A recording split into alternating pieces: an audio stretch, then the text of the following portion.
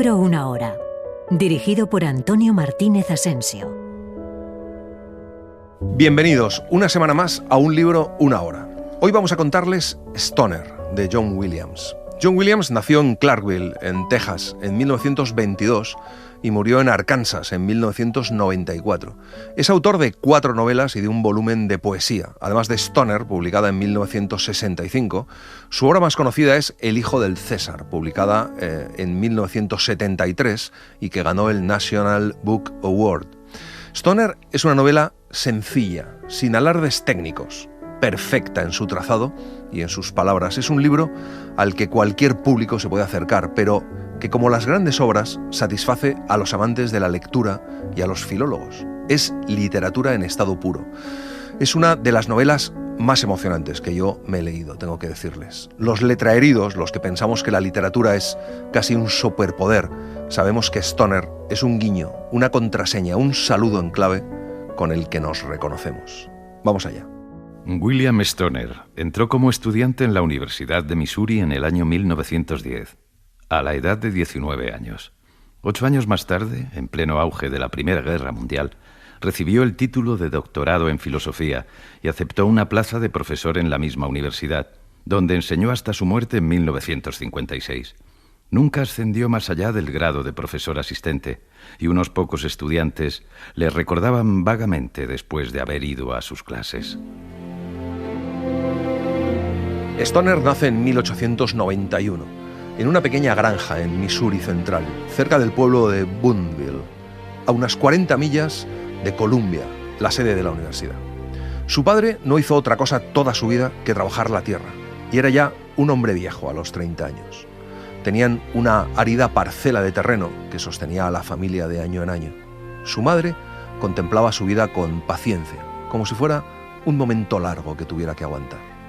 Desde la época más temprana que podía recordar, William Stoner tuvo obligaciones. A los 6 años ordeñaba las vacas flacas, remojaba los cerdos en la pocilga cercana a unos pocos metros de la casa y recogía los huevecillos de un puñado de gallinas esmirriadas. Incluso cuando empezó a acudir a la escuela rural a 13 kilómetros de la granja, sus días, desde antes del amanecer hasta después del ocaso, estaban llenos de trabajos de diverso tipo. A los 17, sus hombros habían empezado ya a encorvarse bajo el peso de sus ocupaciones. Cuando termina la secundaria, en la primavera de 1910, su padre le dice un día que ha venido un representante del condado a decirle que en la Universidad de Columbia hay una nueva facultad de agricultura y que cree que debería ir. Son 4 años de estudio. Su madre tiene un primo que tiene sitio en las afueras de Columbia. Stoner duda si sus padres quieren que vaya realmente y si podrán apañarse solos. Aquel otoño va a Columbia y se inscribe en el primer curso de la universidad, en la Facultad de Agricultura. Cuando llega, el complejo de edificios le deja impresionado, pero tiene una repentina sensación de seguridad y de serenidad que nunca antes ha sentido. Hacía su trabajo en la universidad igual que lo hacía en la granja, rigurosamente, a conciencia, sin placer ni angustia. Al final del primer año sus calificaciones promediaban algo menos del notable. Estaba contento de que no fueran más bajas y no le preocupaba que no fueran más altas. Era consciente de que había aprendido cosas que no sabía antes, pero eso solo significaba para él que el segundo año lo tenía que hacer tan bien como lo había hecho el primero. Según Edgar Blanco, Stoner cautiva a sus lectores con una trama sencilla, pero en su desarrollo extrae del comportamiento rutinario, conformista y pasivo del personaje una lucha interior sobresaliente, una exposición cruda de la vida, un brillo de heroísmo en el que nunca apostaríamos que sucedería algo. La novela está escrita con un trazo claro y preciso, que sorprende por el equilibrio de sus partes y la sostenida acción dramática que mantiene expectante al lector. La suavidad con que se producen los cambios y la lenta pero decisiva transformación que sufre el protagonista dejan una huella duradera en la mente del lector. En su segundo año supo para qué había ido a la universidad, cuando cursa una asignatura bastante informal, requerida para todos los estudiantes universitarios, un semestre de estudio de literatura inglesa. El profesor es un hombre de mediana edad, se llama Archer Sloane. Stoner siente que no puede sobrellevar el estudio como en otras asignaturas. Le cuesta más. Relee sus apuntes de literatura con tanta frecuencia que su trabajo en otras asignaturas empieza a resentirse. Recuerda las palabras que Archer Sloane dice en clase como si pudiera descubrir una pista que le lleve donde se supone que va. Un día, estudiando en clase 2 obras de Shakespeare, el profesor pregunta qué quería decir el soneto que acaban de leer. Y de pronto lo recita, de memoria. Sloane repitió los versos. Su voz se hizo plana. Volvía a ser su voz. Esto percibes, lo que hace tu amor más fuerte. Amar bien aquello que debes abandonar pronto. Los ojos de Sloane regresaron a William Stoner y dijo secamente: el señor Shakespeare le habla a través de 300 años, señor Stoner. ¿Le escucha? William Stoner se dio cuenta de que por unos instantes había estado conteniendo el aliento. Lo expulsó suavemente, observando cómo la ropa se movía sobre su cuerpo mientras el aliento le salía de los pulmones. Stoner advierte que sus dedos se están soltando de su firme agarre al escritorio. Puede sentir la sangre fluir invisible a través de sus diminutas venas y arterias. Durante algunos minutos, después de que sus compañeros se hayan ido, permanece sentado, sin moverse. Cuando sale, camina por el campus y mira con curiosidad a sus compañeros, como si no les hubiera visto antes. En el segundo semestre de aquel curso, William Stoner abandonó las asignaturas de ciencias e interrumpió sus estudios en la Facultad de Agricultura. Asistió a cursos de introducción a la filosofía y a la historia antigua y a 2 asignaturas de literatura inglesa. En verano regresó de nuevo a la granja de sus padres, ayudó con la cosecha y no mencionó su trabajo en la universidad. Toma conciencia de sí mismo como nunca lo había hecho antes. No tiene planes de futuro, sigue trabajando en la granja, pero cada vez pasa más tiempo en la universidad, a la que se siente unido. Pasa mucho tiempo en la biblioteca, a veces tan solo acariciando libros o leyendo fragmentos de algunos de ellos. No tiene amigos y por primera vez en su vida es consciente de su soledad, pero comparte la vida con sus libros y de un modo en el que nunca podría estar con sus compañeros.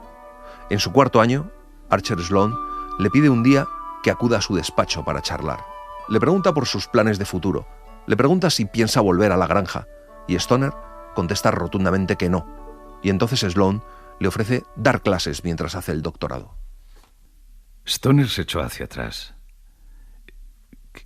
¿Qué quiere decir? Le preguntó y escuchó algo parecido al miedo en su voz.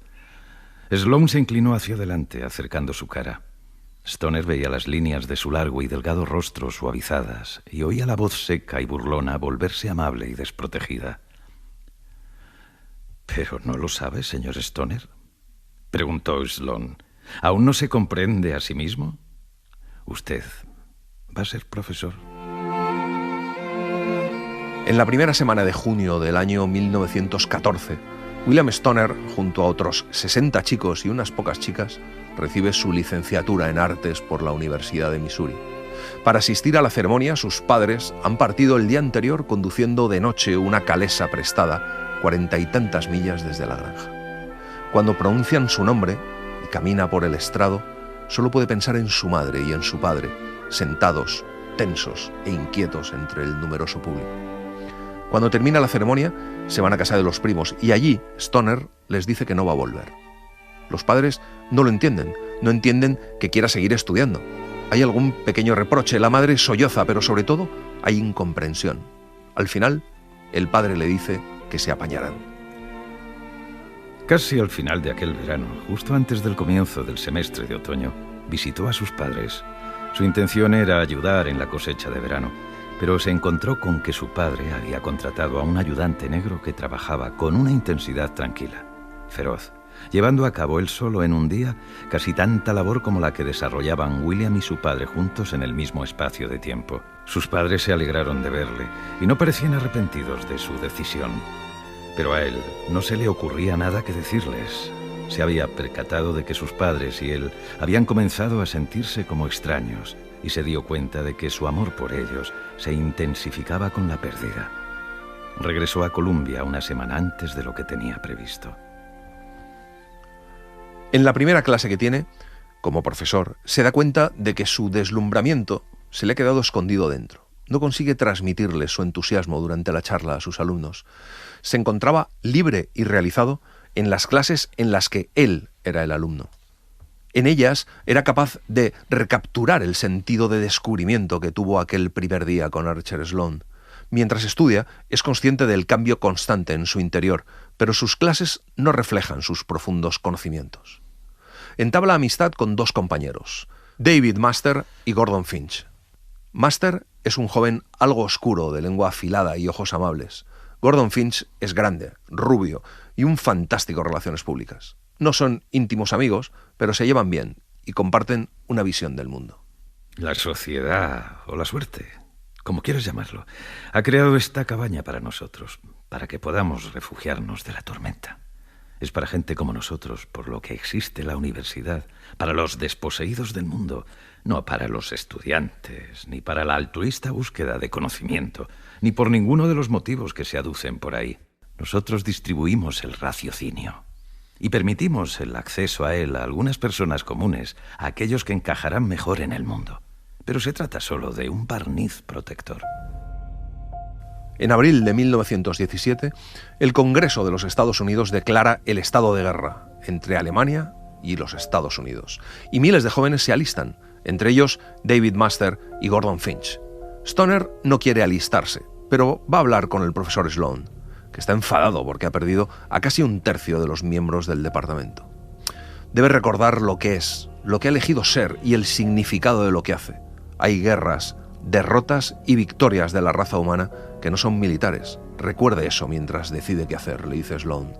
Stoner decide quedarse y Finch le dice que les ha decepcionado. Concluye los estudios de su doctorado y al fin obtiene el título. Un mes antes de recibir el título, recibió una carta de Gordon Finch, que tras pasar por una academia de entrenamiento de oficiales había sido destinado a un campo de entrenamiento en las afueras de la ciudad de Nueva York. La carta le informaba de que habían permitido a Finch, en su tiempo libre, asistir a la Universidad de Columbia, donde también él había conseguido completar los estudios para doctorarse, lo cual sucedería en verano en la Facultad de Educación local.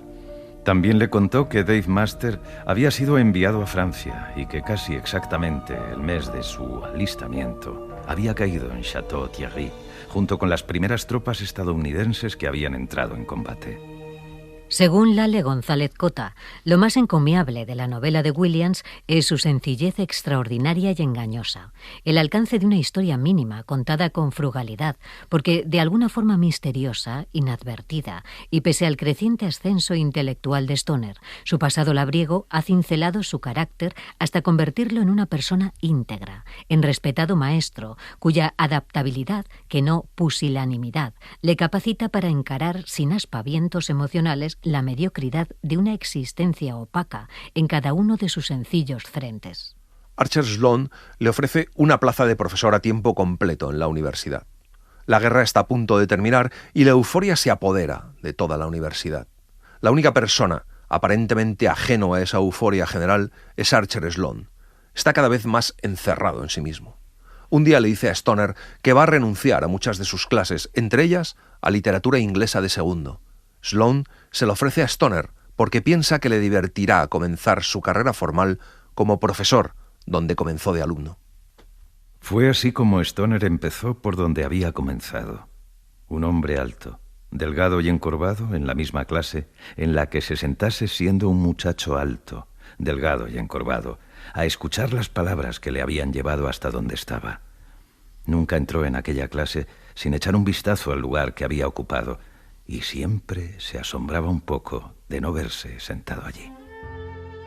Los que han sobrevivido a la guerra empiezan a volver, entre ellos Gordon Finch. En casa del vicerrector de Artes y Ciencias se organiza una fiesta y allí Stoner descubre a una joven alta, delgada y hermosa que sirve tés a los invitados. Stoner no puede apartar los ojos de ella. Se llama Edith Elaine Boswich y vive con sus padres en San Luis. Es Finch quien se la presenta, charlan, y cuando ella se va, Stoner le pregunta si puede llamarle la tarde siguiente. Ella dice que sí, sin sonreír. Al día siguiente la llama y va a verla a casa de su tía. Pronto va a marcharse a Europa con su tía y luego volverá a San Luis, así que no tienen mucho tiempo. Todo es muy frío. Sin embargo, quedan en volverse a ver. y ella empieza a contarle cosas de su infancia y de su vida. Ella continuó hablando y al cabo de un rato, Stoner empezó a escuchar lo que decía. Años más tarde se daría cuenta de que en esa hora y media de aquella tarde de diciembre, durante su primer lapso largo de tiempo juntos, le contó más sobre sí misma que ninguna otra vez. Y cuando hubo terminado, sintió que eran desconocidos de una manera impensable y supo que se había enamorado.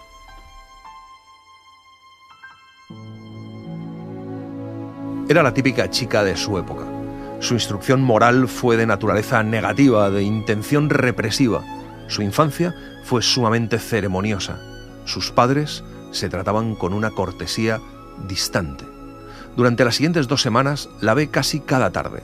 Tras aquella primera tarde juntos, su conversación se vuelve curiosamente impersonal. Él es incapaz de sacarla de su recato, pero hay cierta comodidad entre ellos, y él imagina que se entienden. Una semana antes de que ella tenga que regresar a San Luis, él le declara su amor y le propone matrimonio. Ella le pide tiempo para pensar y hablar con sus padres. Y no se comprometió más allá de eso. Ya no le vería más antes de partir hacia San Luis, y desde allí le escribiría tras hablar con sus padres y asumir las cosas en su cabeza. Cuando se marchó aquella tarde, él se detuvo a besarla. Ella giró la cara y sus labios le rozaron la mejilla. Ella le dio un pellizco en la mano y le condujo fuera de la casa sin volver a mirarle. 10 días más tarde, recibe una carta de ella diciéndole que le gustaría que conociera a sus padres, así que va a verles. Y cuando llega, Edith saluda a Stoner como si se tratase de una visita casual, y después se pierde por ahí. Stoner tiene una charla con los padres, indirecta, ambigua y lenta. A última hora de la tarde, nadie ha mencionado todavía el asunto que les ha reunido. Al final, eso sí, todo queda arreglado. La boda tiene lugar en Columbia, acuden las familias de ambos y la gente de la universidad. Hasta que no está en el tren que les lleva a San Luis para su semana de luna de miel, Stoner se percata de que todo ha concluido y de que tiene esposa. Ambos llegaron al matrimonio inocentes, pero inocentes de manera radicalmente distinta. Los dos eran vírgenes y conscientes de su inexperiencia, pero mientras William, criado en una granja, aceptaba con naturalidad los procesos instintivos de la vida, estos eran profundamente misteriosos e inexplicables para Edith. No sabía nada de ellos, y algo en su interior no deseaba conocerlos. Y así, como la de tantos otros, su luna de miel fue un fracaso, aunque no lo admitieran, y no se dieran cuenta del significado del fracaso hasta mucho tiempo después. Al mes, él ya sabe que su matrimonio es un fracaso. Al año, deja de esperar que mejore. En primavera de 1922, Edith le dice que ha decidido que quiere un hijo. Apenas hablan de ello, antes de que Stoner se vaya a la universidad. Luego, Edith se pone delante de un espejo cuando se queda sola, se desnuda completamente e inspecciona su cuerpo como si perteneciera a otra persona. Se pasa las manos por sus pequeños pechos caídos, sus anchas caderas y su vientre plano. Se tumba boca arriba en la cama, con las piernas estiradas, y allí espera. Cuando llega William Stoner a su casa, casi ha oscurecido. Cuando descubre dónde está Edith, ella se mueve hacia él. Sus manos le atenazan como garras, desgarra la ropa y se abalanza sobre él, abierta y caliente. Ese deseo es como un hambre intenso que parece no tener nada que ver con ella misma y que tan pronto está saciada, comienza nuevamente a crecer dentro de ella. Edith se quedó embarazada en junio e inmediatamente cayó en una enfermedad de la que no se repuso completamente durante todo el tiempo de espera. Casi al momento de quedarse embarazada, incluso antes de confirmarse el hecho por el calendario y por su médico, cesó el apetito por William, que la había enardecido durante la mayor parte de esos 2 meses. Le dejó claro a su marido que no toleraría que le pusiera la mano encima y empezó a parecerle que incluso su mirada era una especie de violación. El ansia de su pasión se convirtió en un recuerdo y finalmente Stoner acabó viéndolo como si hubiese sido un sueño que nada tenía que ver con ellos.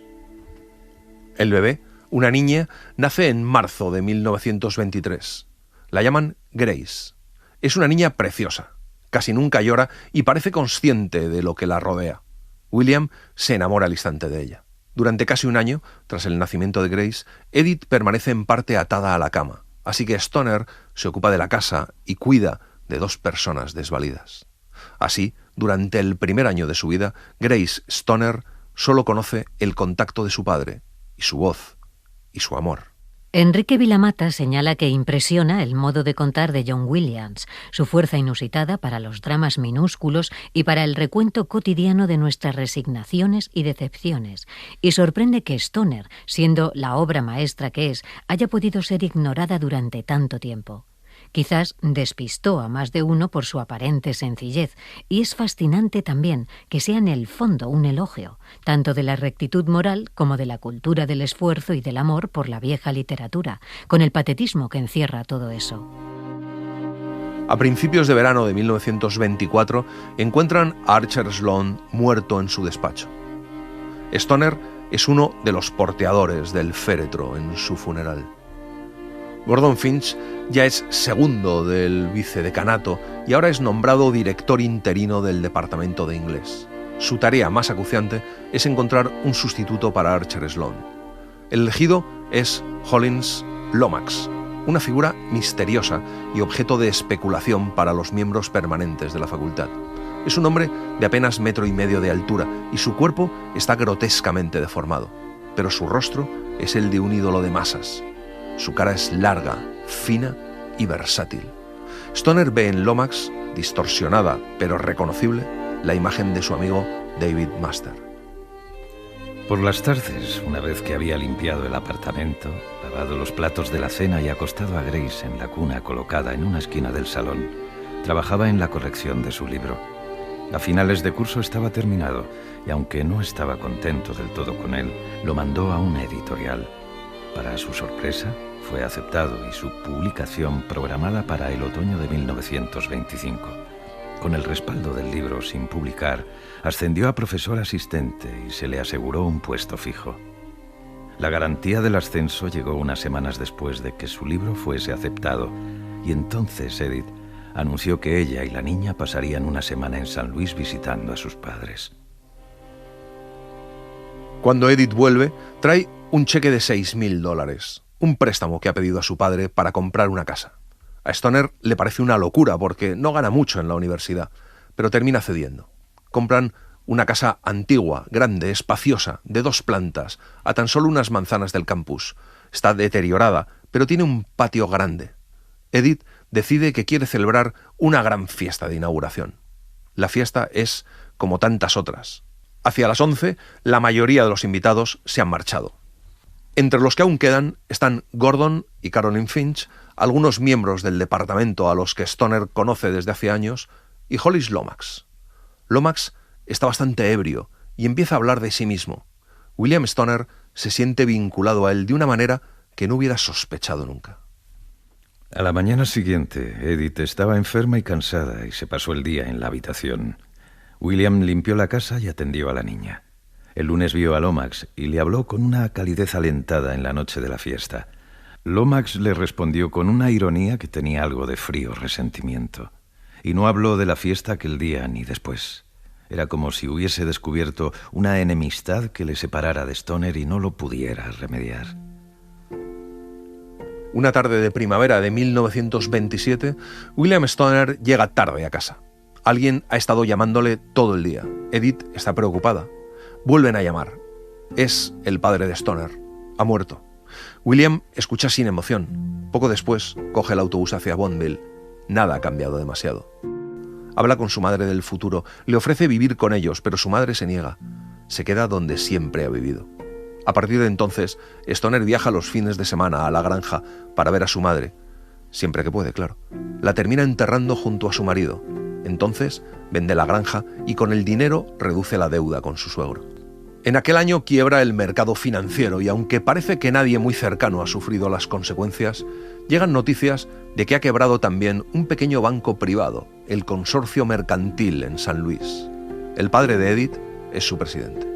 3 semanas después, Horace Bostwick está muerto. Un suicidio. Edith se toma la noticia con calma y se va a San Luis al funeral.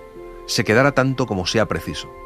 Y de hecho, está fuera casi 2 meses y William se queda solo en la gran casa con su hija. Durante los primeros días, el vacío de la casa resultó extraño e inesperadamente inquietante. pero se acostumbró y empezó a disfrutar de ello.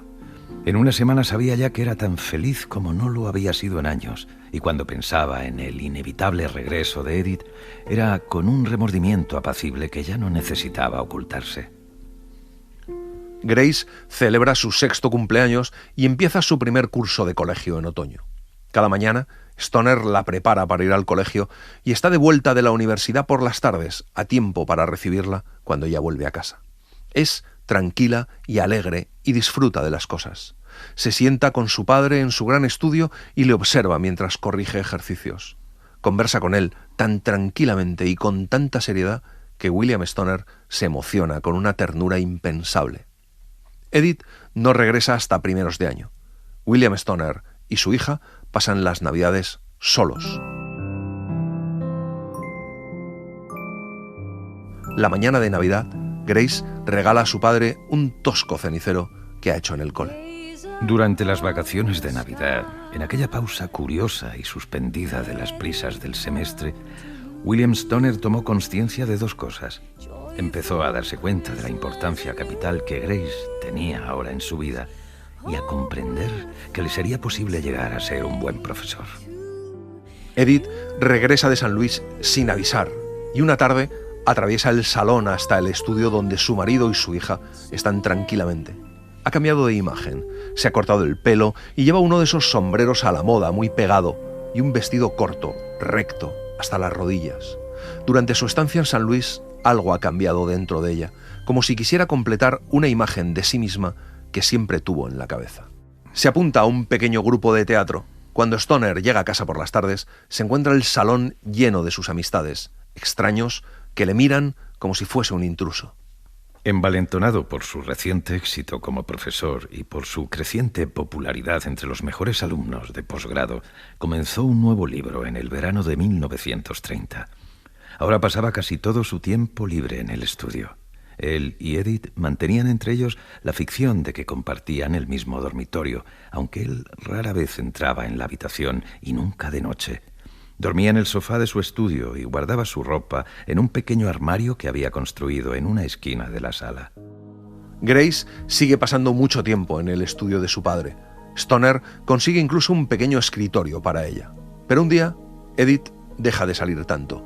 Dice que quiere dedicarse más a la casa. Come con su hija y su marido muy a menudo, aunque la relación entre ellos es distante. En realidad en la mesa no hablan de nada. Tanto Grace como Stoner, después de comer o de cenar, se van al estudio y siguen con sus rutinas en común. Hasta que un día Edith entra en el estudio y saca de allí a Grace. Le dice que no moleste más a su padre. Grace no entiende nada. Stoner no sabe qué contestar. La estrategia de Edith, disfrazada de amor, es terrible, porque decide cambiar a su hija, utilizarla. Retira el pequeño escritorio del estudio y lo pinta de rosa, tira casi toda la ropa que le ha comprado su padre y le compra otra, llena de lazos. Le compra muñecas. Y ahora William ve poco a su hija. Patricia Sunini dice que Stoner es una obra maestra, uno de esos textos excelsos que solo de tanto en tanto aparecen en el mundo. Literatura es lenguaje, es la manera de narrar, es la temperatura que alcanza el creador, el escritor, en su obra. Juan Ford señala que Stoner es un libro inolvidable porque encarna las mismas virtudes que predica, la vieja idea de que la literatura ayuda a entender la vida. Quizá por eso sus más ardientes defensores son lectores fanáticos, porque reviven a lo largo de su lectura las epifanías que tuvieron como lectores a lo largo de sus vidas. Pero aquel año, el elegido como director del departamento es Lomax. Stoner cree que las cosas no van a cambiar, pero Lomax, por alguna extraña razón, odia a Stoner. La crisis se desencadena a través de un protegido de Lomax, un alumno que se inscribe en un seminario que imparte Stoner. El alumno es un desastre y Stoner le suspende. Lomax se queja y Stoner defiende que no hay que dejar pasar a los mediocres, que hay que luchar contra ese tipo de alumnos, cuando hubiera sido muy fácil aprobarle y se acabó. Lomax toma represalias contra Stoner y lo hace de la única forma que puede hacerlo como jefe del departamento. Le asigna las clases de menos nivel, las que podría dar un recién llegado, y encima con unos horarios terribles. Pero Stoner no puede hacer nada. Según Liliana Costa, lo primero que llama la atención es el tono menor de este austero relato, en donde nada ni nadie intenta deslumbrar. Una extraña melancolía envuelve la historia, sustentada por el ejercicio de una integridad a prueba de balas. El lenguaje es directo, casi plano, sin ornamentos ni artificios, opción que a veces se agradece. Sin embargo, a pesar del lenguaje seco, John Williams introduce un juego de imágenes que ayudan a interpretar lo que Stoner siente por dentro. El hábito de mirar el paisaje que está detrás de las ventanas, ventanas que lo protegen y esconden, y describirlo con detalle. Lo que dice que ve es la imagen de su alma. El paisaje es subjetivo, como si fuera un espejo en donde Stoner se busca. A última hora de una tarde de principios de primavera, está sentado solo en su despacho mirando por la ventana cuando se da cuenta de que hay alguien detrás de él.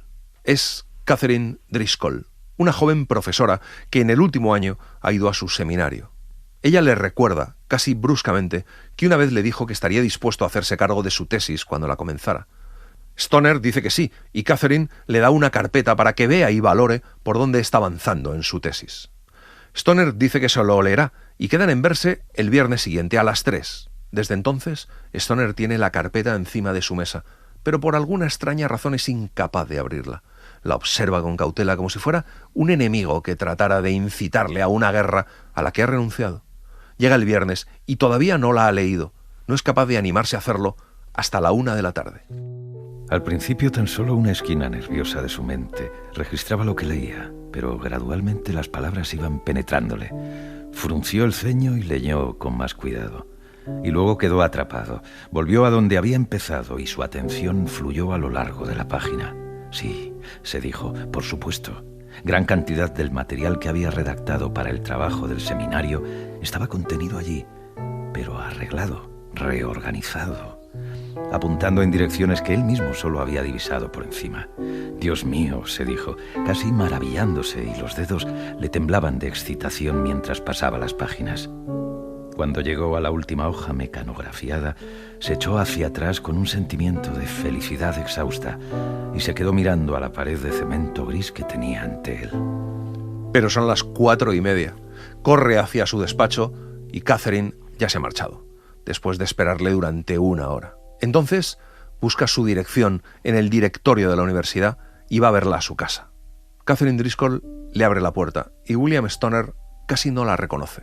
Se ha peinado de otra forma, lleva una camisa de hombre y unas gafas de montura negra. Catherine le invita a pasar. La casa es muy pequeña, llena de libros, con un escritorio pequeño y una silla.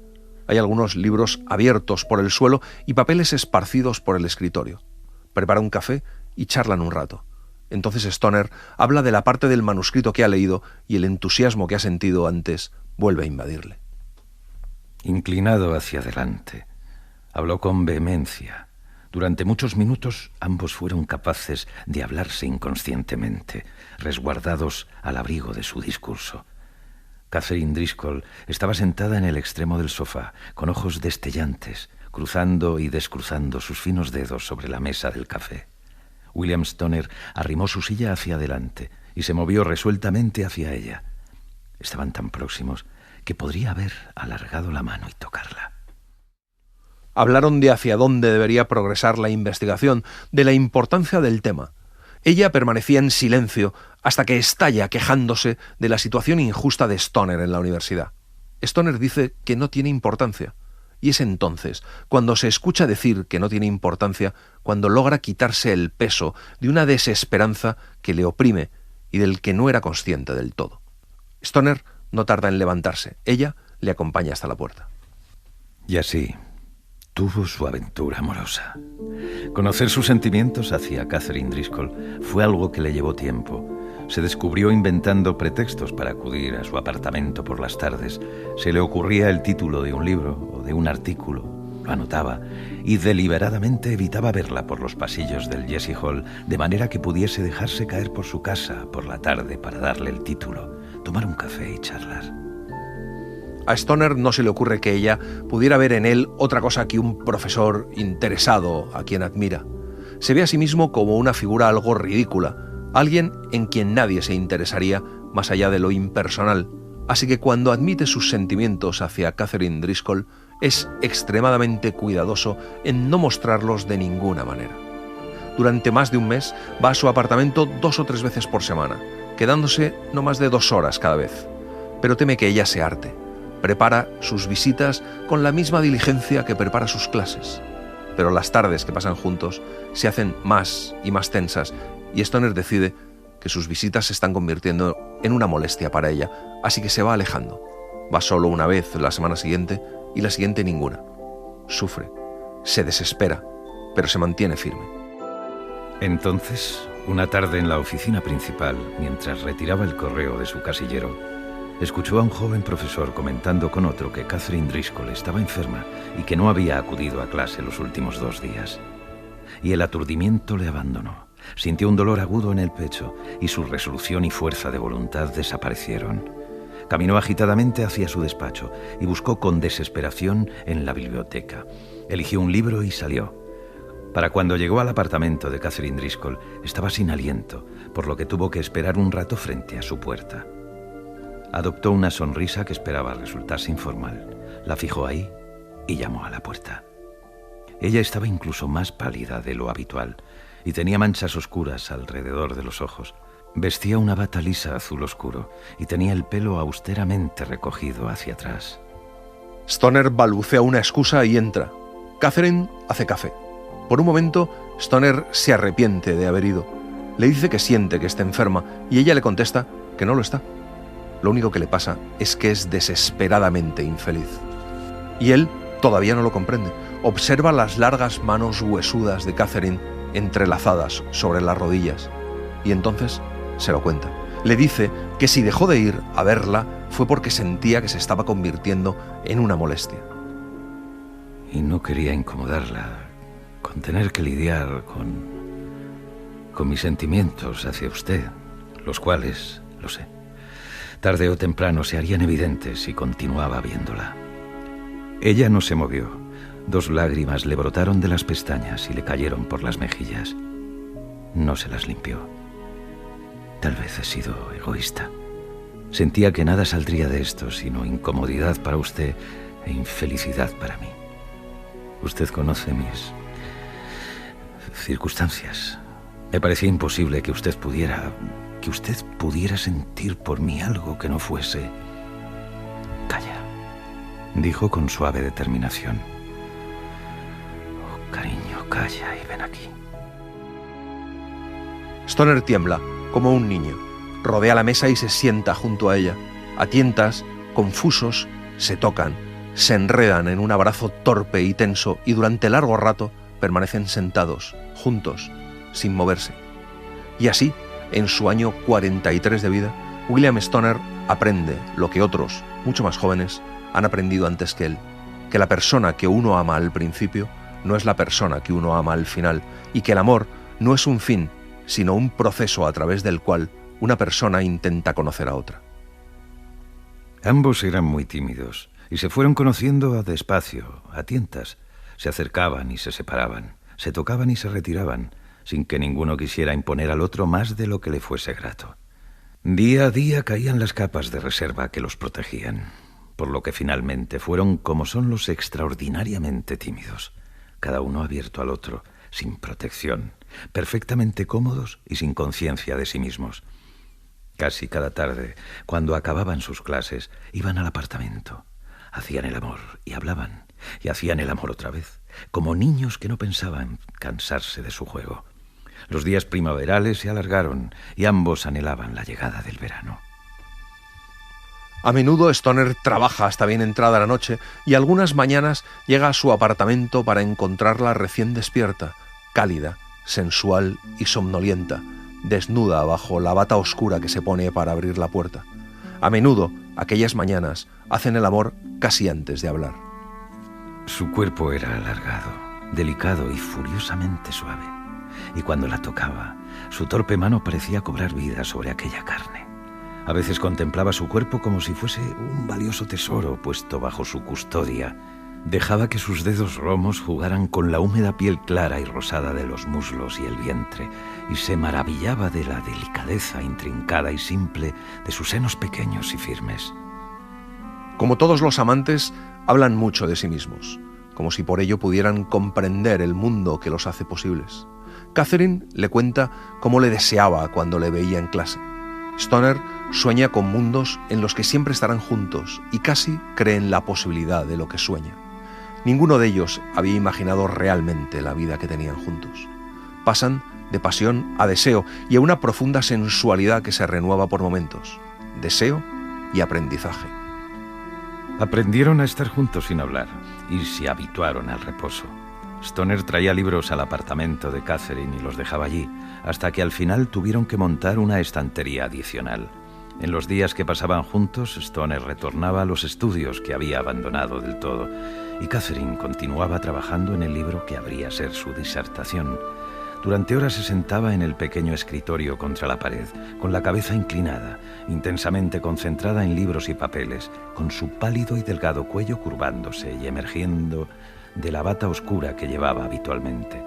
Stoner se repantingaba en la silla o se tumbaba en la cama con idéntica concentración. Hay una rareza de la que Stoner es consciente y de la que no habla a Catherine. La relación con su mujer y su hija, en vez de empeorar, ha mejorado. Grace ha crecido rápidamente durante el último año y está muy delgada. No tiene talento para el disimulo, ni se le ocurre encubrir su aventura, tampoco se le ocurre mostrarlo públicamente, y así descubre que Edith lo sabe desde el principio. Llama a Catherine su alumnita. Cuando empiezan las clases, tienen que empezar a disimular, pero la aventura se hace pública enseguida. Durante las vacaciones navideñas, Edith y Grace se van a San Luis y se van 10 días juntos, Stoner y Catherine, a un hotel recóndito, rodeados de nieve, con vistas a un lago helado. Por las mañanas se levantan y se encuentran abrazados, con sus cuerpos cálidos y lujuriosos bajo las pesadas mantas. Otras veces hacen el amor y se quedan en la cama toda la mañana. A veces pasan el día bajo una manta, delante de la chimenea.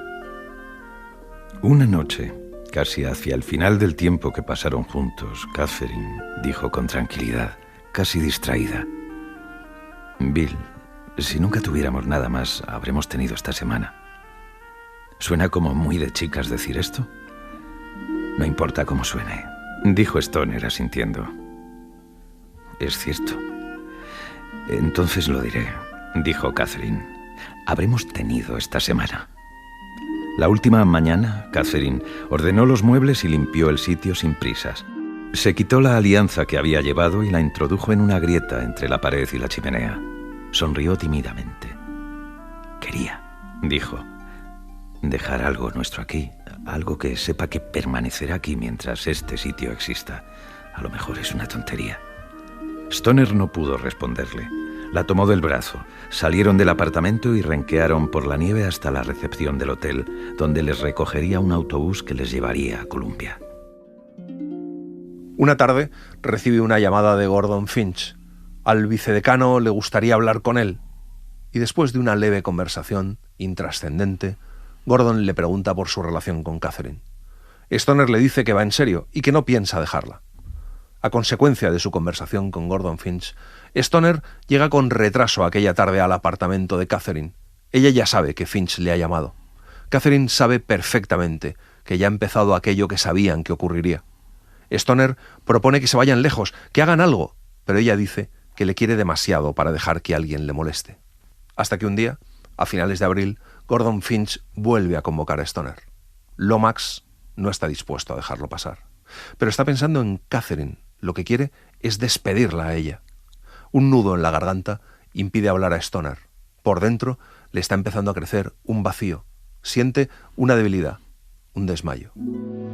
Pero desde el momento en que salió del despacho de Gordon Finch, notó en algún punto de la confusión que crecía desde un pequeño núcleo de su ser, que una parte de su vida había terminado, que una parte de él estaba tan próxima a la muerte que podía verla venir casi con sosiego. La conversación entre Stoner y Catherine, esa despedida, es maravillosa. Saben que podrían irse, romper con todo, empezar de nuevo en otro lugar, pero ambos saben también que entonces sería como si se destruyeran a sí mismos. Son conscientes de que pertenecen al mundo y que por mucho que hayan vivido en su burbuja, en su mundo, al final sabían que en algún momento ocurriría lo que ha ocurrido. Se abrazaron para que ninguno viese la cara del otro. E hicieron el amor para no tener que hablar. se acoplaron con esa típica ternura sensual de conocerse bien y con la nueva pasión intensa de la pérdida. Después, en la oscura noche de su habitación, yacieron quietos sin hablarse, rozándose ligeramente. Al cabo de un rato, Catherine respira como si durmiera. Stoner se levanta con calma, se viste en la oscuridad y sale de la habitación sin despertarla. Camina por las calles silenciosas y vacías de Columbia hasta que el primer rayo de sol de luz gris aparece por el este. Después se dirige al campus de la universidad. Se sienta en los escalones de piedra y observa la luz de levante reptar por las grandes columnas del centro del patio. Cuando amanece, entra en el recibidor y va a su despacho, donde espera hasta que comience su clase. No volvió a ver a Catherine Driscoll. Después de que él la dejara, esa misma noche se levantó, hizo las maletas, metió sus libros en cajas y dio al conserje de los apartamentos una dirección donde enviarlas. Escribió a la secretaria del departamento de inglés con las notas finales y con instrucciones para suspender la semana y media de clases que quedaba ese semestre, así como su dimisión. Y estaba en el tren, alejándose de Columbia, a las 2 de aquella tarde. Inde Pomeraniec dice que en Stoner no pasa nada y al mismo tiempo pasa todo aquello que puede conmover a una persona común. A través del registro de la vida del profesor William Stoner, John Williams revela con nueva luz las diferentes etapas de esa vida que son, en definitiva, las instancias por las que atraviesa cualquier mortal.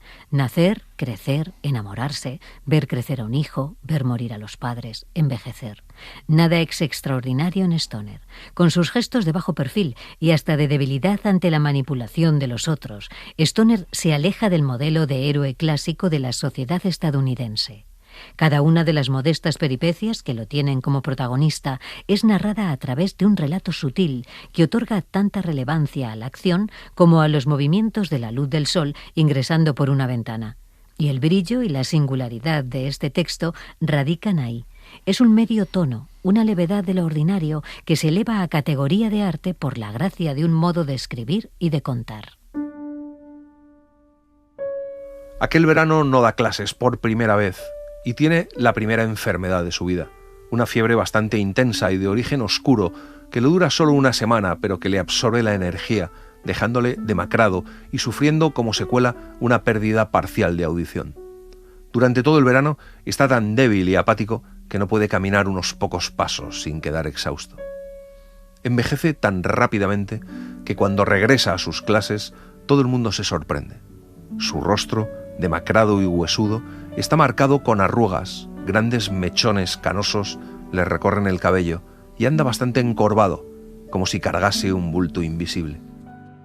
Por dentro, bajo su memoria, yacía la experiencia de la dureza, el hambre, la resistencia y el dolor.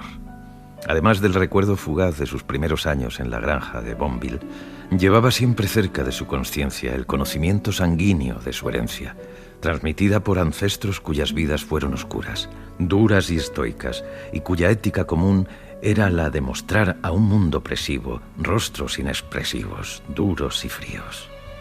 Pasan los años. Llega la Guerra Mundial. Grace se queda embarazada, se casa y su marido muere en la guerra poco después. La relación entre ellos es distante siempre. Su hija es una mujer machacada por una madre tóxica y bebe más de la cuenta, y ahí encuentra su equilibrio. La desequilibrada Edith sigue a su lado, siempre, y le consuela cuando Catherine desaparece, y le cuida cuando enferma, porque William Stoner descubre un día que tiene cáncer. Cuando le operan, descubren que está invadido y empieza a tratarse con quimioterapia. Al fin, se jubila y en su cena de despedida solo puede agradecer a todos que le hayan permitido ser profesor. Al final, no puede moverse de la cama, donde la medicación le mantiene en un estado cercano a la consciencia. Desapasionada y objetivamente, examinó el fracaso que aparentemente había sido su vida. Había buscado amistad, la amistad más cercana que pudiera acercarle a la raza humana. Había tenido 2 amigos, uno de los cuales había muerto sin sentido antes de conocerle. El otro se había alejado ahora tanto por avatares de la vida que Había buscado la singularidad y la tranquila pasión conjunta del matrimonio. Había tenido eso también. No supo qué hacer con ello y murió. Había buscado amor y había tenido amor. Y había renunciado a él. Lo había dejado marchar en el caos de la potencialidad. Catherine, pensó. Catherine. Y había querido ser profesor, y lo fue. Aunque sabía, siempre lo supo, que durante la mayor parte de su vida había sido uno cualquiera. Había soñado con un tipo de integridad, un tipo de pureza cabal. Había hallado compromiso y la desviación violenta de la trivialidad. Se le había concedido la sabiduría y al cabo de largos años había encontrado ignorancia.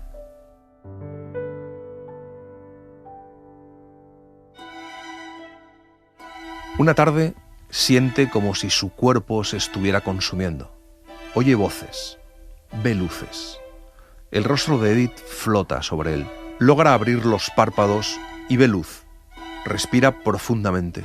No hay dolor. Se incorpora en la cama hasta quedar medio sentado. Mira al exterior. Da una bocanada de aire profunda y escucha la aspereza de su respiración. Nota también un cambio en algún lugar de su interior.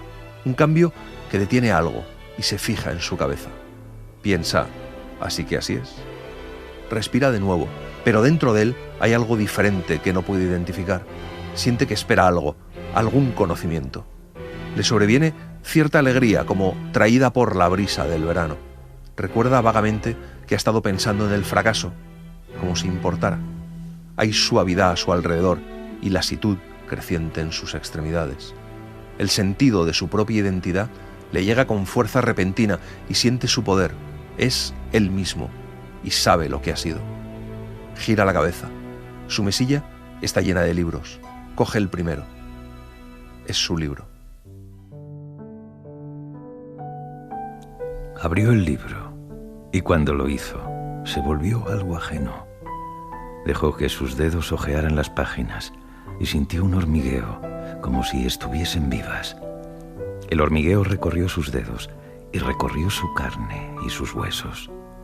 Fue perfectamente consciente y aguardó hasta que le poseyó, hasta que la vieja excitación, parecida al terror, se le fijó donde estaba.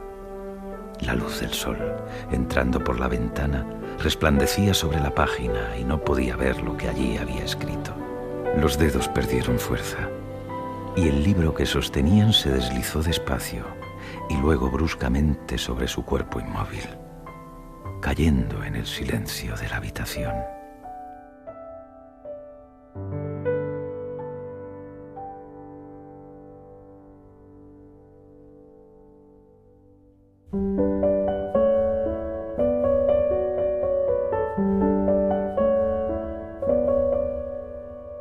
Y así les hemos contado Stoner, de John Williams. Hemos seguido la edición de Baile del Sol, con traducción de Antonio Díez Fernández. Para nosotros ha sido un reto intentar contar en una hora esta novela extraordinaria, porque a la novela no le sobra nada. Yo espero que siempre que escuchan nuestro programa les apetezca leerse el libro que contamos, pero en este caso les animo, les pido que lo hagan. La semana que viene nos volvemos a encontrar con El árbol de la ciencia de Pío Baroja. Gracias por estar ahí y gracias por leer. Un libro, una hora, en la cadena SER. Un programa escrito y dirigido por Antonio Martínez Asensio, con la voz de Eugenio Barona y la participación de Olga Hernán Gómez. Realización de Mariano Revilla. Edición y montaje de sonido de Pablo Arévalo.